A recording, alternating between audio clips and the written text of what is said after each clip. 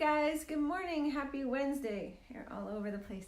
So this morning we're going to be chatting with Lauren, who is a physical therapist, about reclaiming your happiness. Lauren and I have been communicating back and forth for a while now, like maybe a year or so. She's also a physical therapist and is releasing her first book. There she is, in coming up shortly. So we have a lot in common, and I really think you will enjoy the conversation. Morning, Lauren. I just requested to add you, so you should be, yep, we're being added in just a moment here. But yes, I think you'll enjoy this conversation since we have a lot of great information to share. Good morning. Hi, good morning. Hi, that's a pretty picture in the background. I like the lotus flower. It's like your logo there. Yep, that's my logo. I love it. Judith Hanson Lassiter. Do you know her, the physical therapist, yoga teacher? She always describes evolution and self-growth, that sort of thing, how we're like the lotus flower. We come out of the mud, the muck, but grow into something beautiful. Exactly why I chose this. Is it? That's great. Yeah, it's perfect. It's a great logo. I'm going to read your brief bio, and then if you'd like to add anything, then you can add anything. So Lauren Barr is a physical therapist, integrative nutrition health coach, and founder of Simply Balanced Wellness. And if you don't follow her on Facebook or her group, she really has some great conversations, insight, and tips. So I highly recommend it. When we're done, Lauren, will you add your group down below? Okay. Yeah.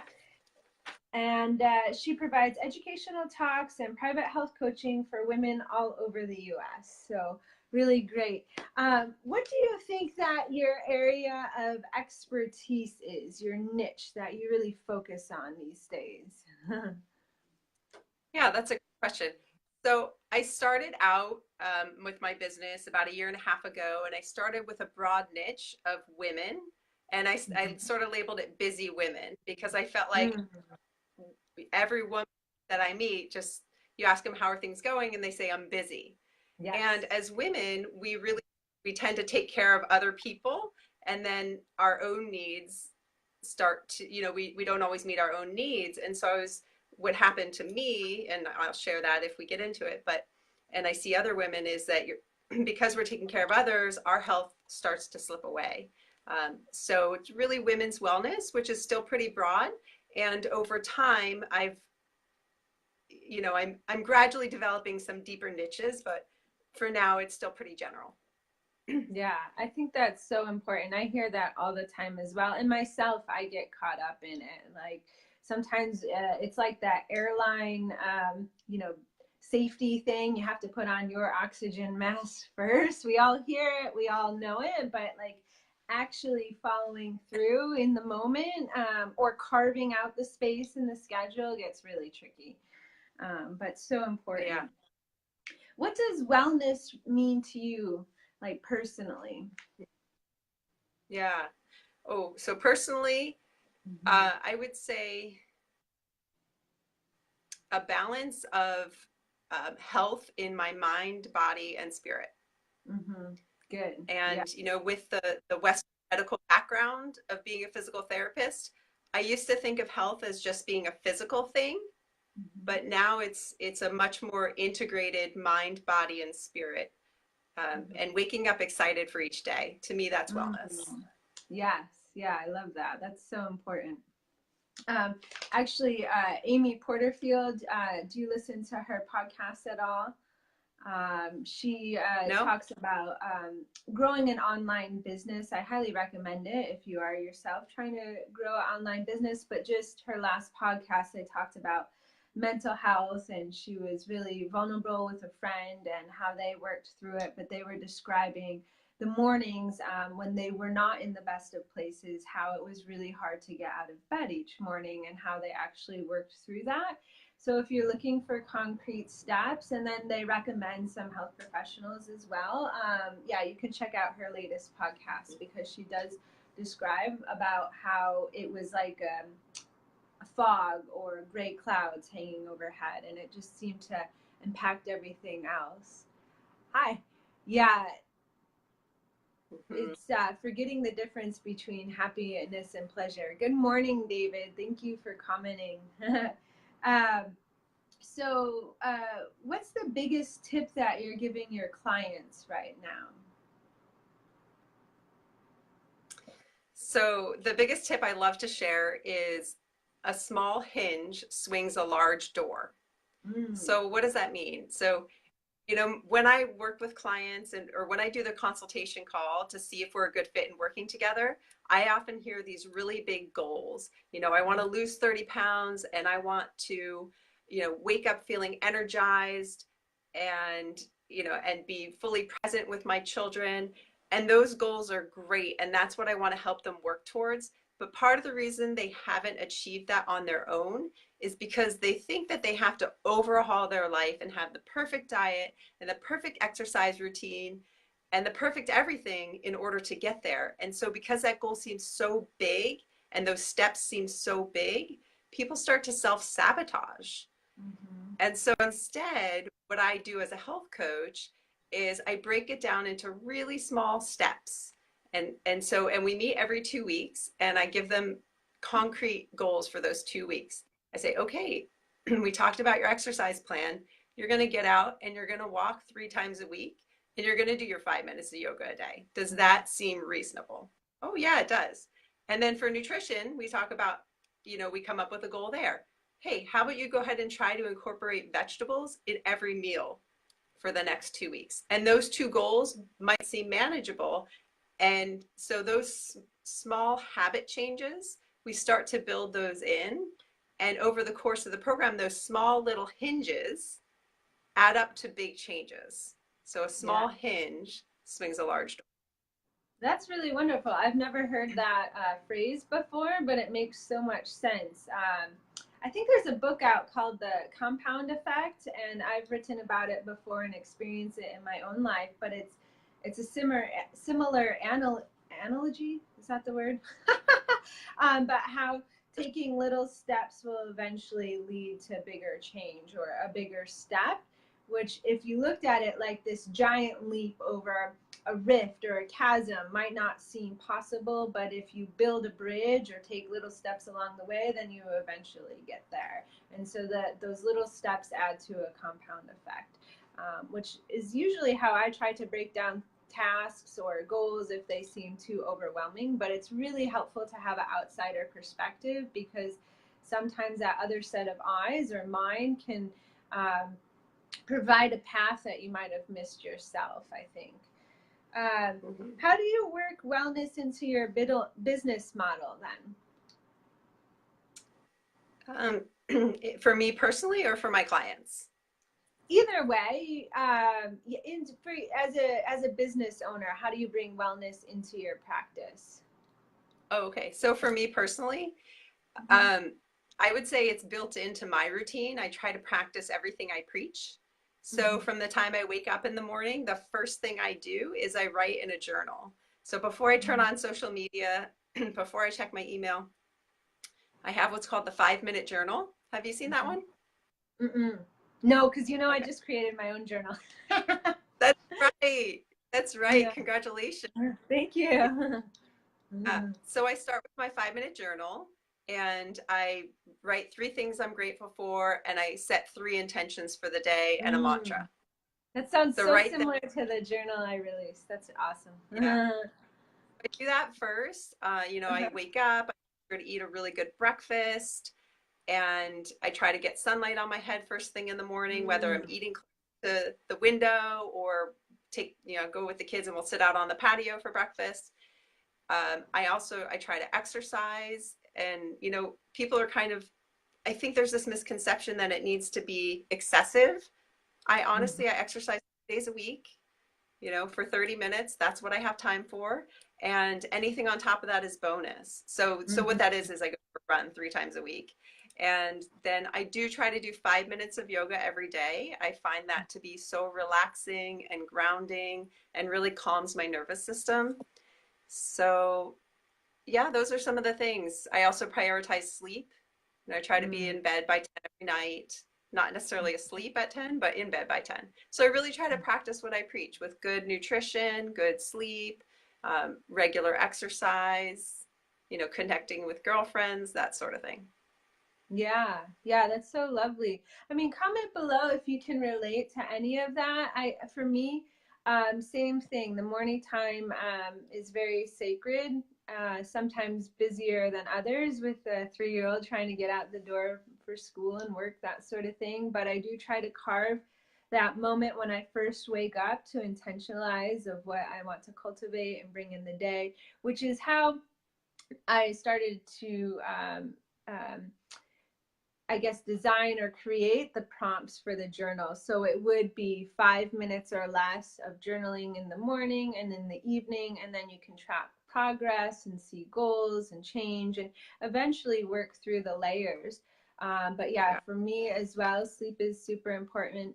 And one of the biggest things I've learned through my life, like you just hinted, is I used to over exercise a lot. I thought I had to have these crazy runs and crazy strengthening or crazy yoga practice, and my body was always hurting. And it was really because I wasn't listening and honoring it. I was just pushing, pushing, pushing all the time, and then I was ending up injured or fatigued a lot of the time. So for me personally, exercising in quality versus quantity makes a huge change in how I feel in my energy throughout the week overall. What's the biggest challenge you've had to overcome as a business owner? That's a good question.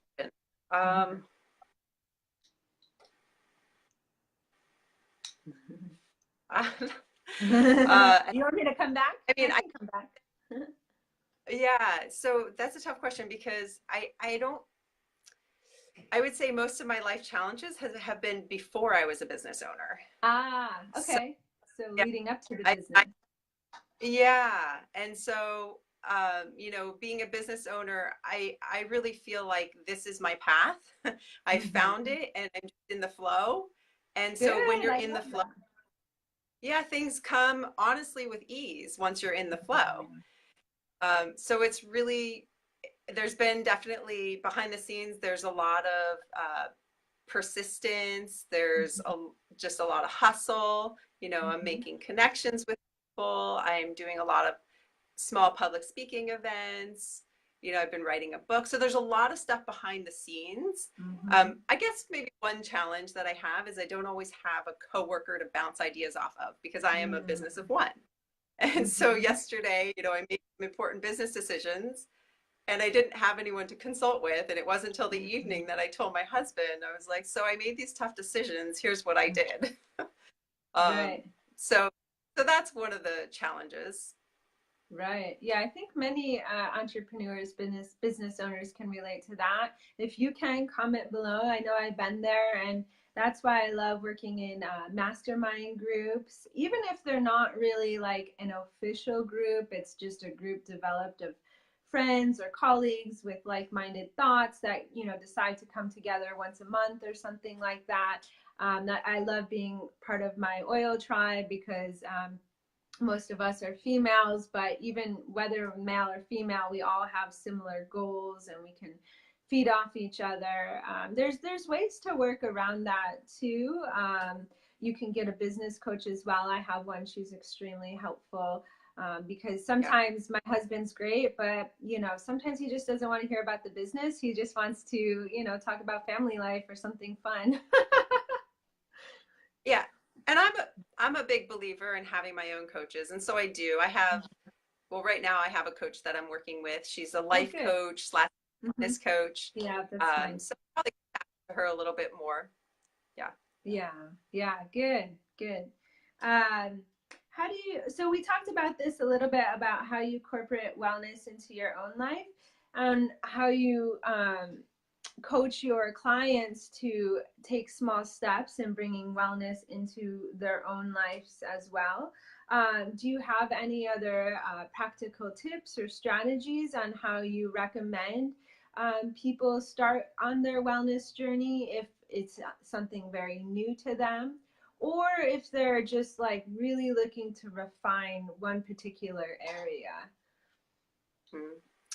Well, certainly working with a coach will accelerate anybody's journey. If you're an athlete, you would work with a coach. So with life, it's nice to have a coach too. There's life coaches, and then like me, I'm a health and nutrition coach. So that definitely helps. But the other nugget that's like a win, right, that you can use today is celebrate every win. As women, it's like we're waiting for the big wins, like graduating college, getting married, having our first child, and we celebrate those really big accomplishments. But what about the everyday? I got my kids to the bus stop on time today. Woohoo! Like,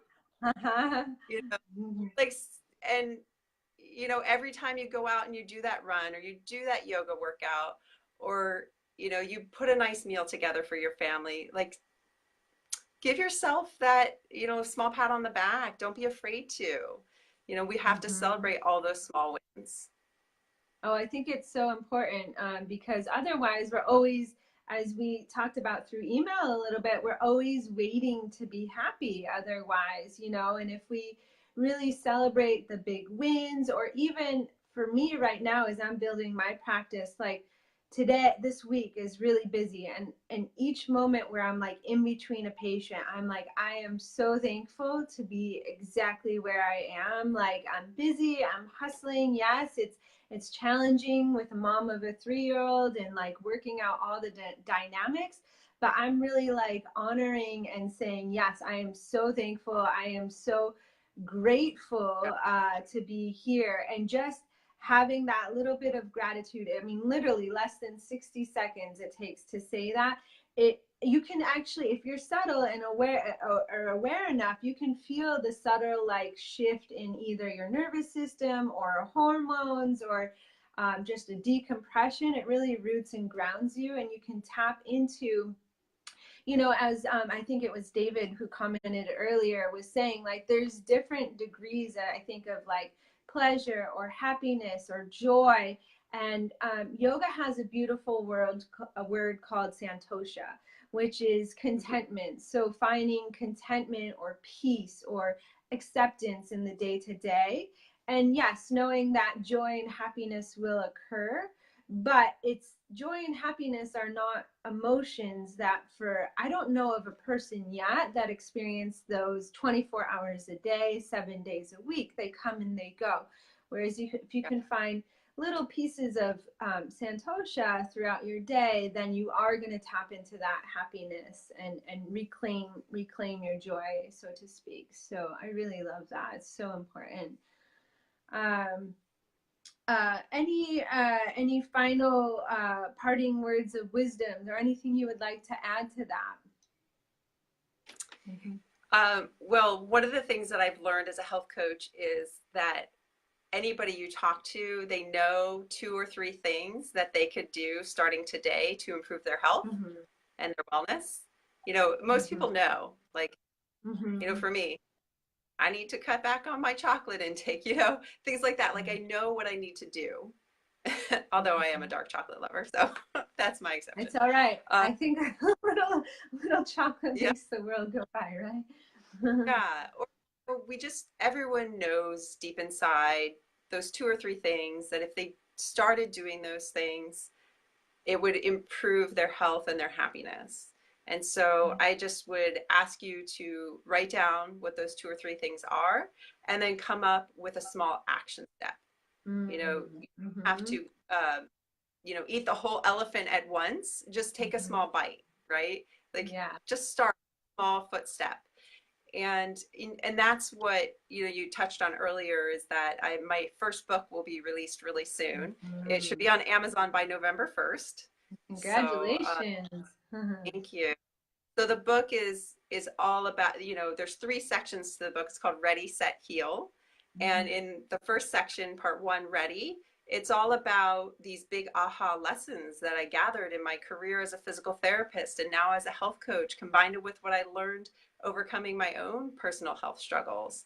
So it's these big aha lessons, getting your mindset ready for healing. Part 2 is all the tools in the toolbox. So learning how to nourish through food, water, movement, mindset, and joy. And then part 3, I teach the reader how to write their own prescription.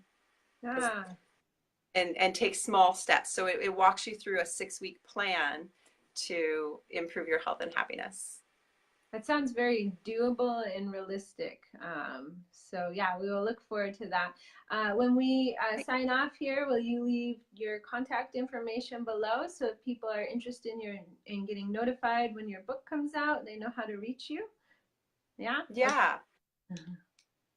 Did you have anything else to add? I do, yeah. I have a special offer that I wanted to share, and I'll put the link, when we're done, I'll add the link in the notes there. But if you go onto my website right now, I recently finished making a breakfast recipe book. I worked with a recipe developer to create that, and it's a free offer that you can get on my website. That I think I need to take that up. I eat the same thing for breakfast each morning. Yeah. For better or worse. Awesome. Yeah. Well, thank you so much for your time today, Lauren. I look forward to looking into those recipes and reading your book. It sounds very practical, and it helps to make goals very manageable and attainable. So thank you for your insights today, and she'll leave her contact information below. If you would like to join a group, as we were saying, it's not a mastermind group, but it's a group where we continue on these discussions. It's the Ignite community. I'll leave the link below. You can just hop on in. I'm growing it slowly. So join us if it sounds like something you'd be interested in. And we will return next week. So have a great week, Lauren, and I will talk to you soon. Thank you, Allison. Thank you. So good to see you. Bye. Bye-bye.